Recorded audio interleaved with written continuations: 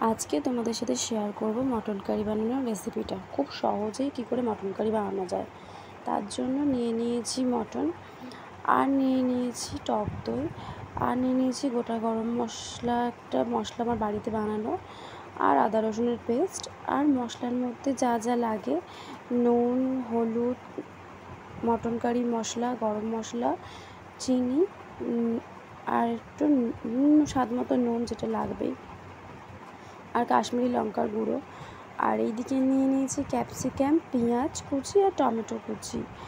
এগুলোকে সব আগে থেকে কুচিয়ে রেখেছি। আর টমেটো, আলু নিয়েছি পরিমাণ মতো। এবার একটা পাত্রে সব কিছু নিয়ে মেখে নেব। তার জন্য প্রথমেই আলু, মটনটা নিয়েছি, তার উপর টক দই দিয়ে দিচ্ছি। এরপর আদা আর রসুনের যে পেস্টটা বানিয়ে রেখেছিলাম সেইটা দিয়ে দিলাম।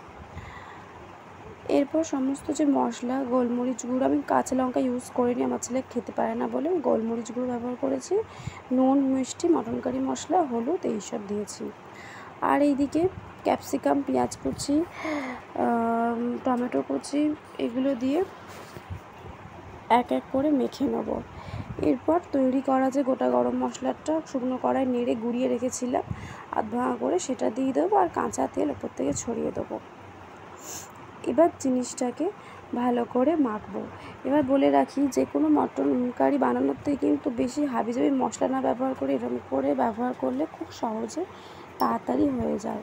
গোটা এলাচ, মানে গোটা গরম মশলা যেটা, সেটা শুকনো কড়ায় নেড়ে যদি গুঁড়িয়ে তারপর এরকম মাখার সময় ছড়িয়ে ব্যবহার করে নিই, তাহলে খুব সহজেই মটন কারিটা হয়ে যায়। অনেকে মটন বানানোর একটা ভয়ই থাকে, কিন্তু এইটা খুব সহজ প্রসেসে বানানো হয়। আমি কষে 4-5টা সিটি দিয়ে করে নিয়েছি। এরপর দুপুরের খাবার নিয়ে বসে গেছি, ভাত, মটন কারি আর শসা।